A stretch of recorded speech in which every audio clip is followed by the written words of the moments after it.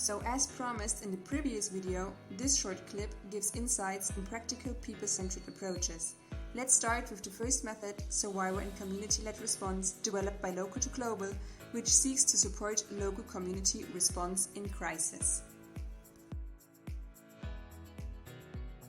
The basic critique is that in today's world of mostly protracted crisis, a delivery-driven humanitarian system which doesn't consider local resources can have hurtful consequences on local response and local coping mechanisms.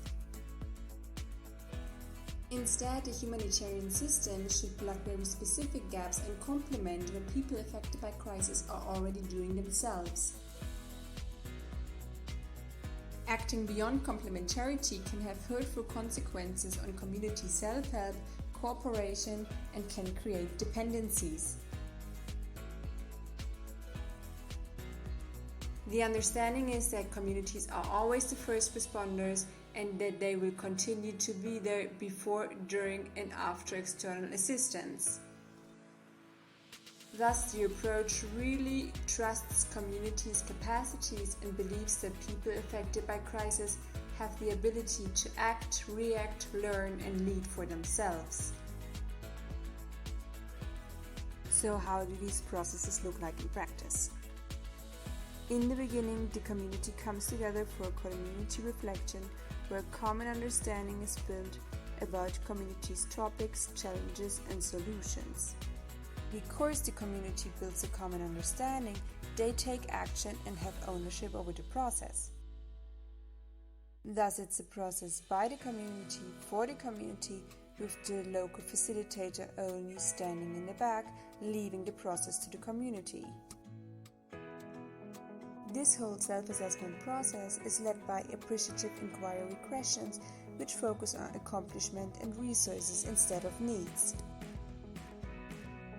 The facilitator initiates the process by giving in questions that encourage the community to take action based on what they identify as their problems.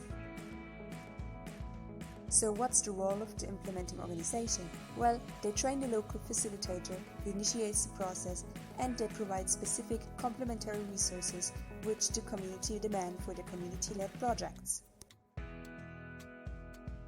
Some of you might not consider this method adequate for the humanitarian aid sector. Yet, the goal is not to replace big-scale humanitarian response. However, we do believe that every humanitarian response should support and build upon local response mechanisms, and this is especially important in today's world of protracted crisis. So let's look at the next method, community-led total sanitation. These same four elements, reflection, understanding, ownership, and action, we can also find in the method community-led total sanitation. CLTS have a very unique approach to trigger the community to analyze their hygiene behavior and ultimately stop open defecation. The idea is that through the strong emotions of disgust and shame, the community is led to a deep understanding about which dreadful impact open defecation can have on their communities. Having gained this understanding, the community decides to take action. The implementing organization provides targeted subsidies in crisis contexts so that communities can build their own latrines. Here again, the local facilitator has a background role, initiating the process and leaving the discussion to the community. Talking about construction, let's move to our third method, pathways to participation, which aims to create greater agency among crisis-affected populations and move people from receiving basic goods toward self-reliance and new opportunities. So the basic critique is that too often skills, capacities and creativity of crisis-affected people are not integrated in humanitarian programs. Many goods are provided which crisis-affected people could actually build themselves. Especially in displacement situations, people are often trapped for years, being restricted in movement as well as access to employment and services. By providing hands-on teaching resources and creating innovative makerspaces, Pathway to Participation lets crisis-affected people experience themselves as innovators and active makers. In the beginning of the workshop, community members identify their own challenges in everyday life and necessary tools to address those challenges. Then they get a chance to respond to daily life challenges by building and using these tools. So the method provides knowledge and skills which build confidence.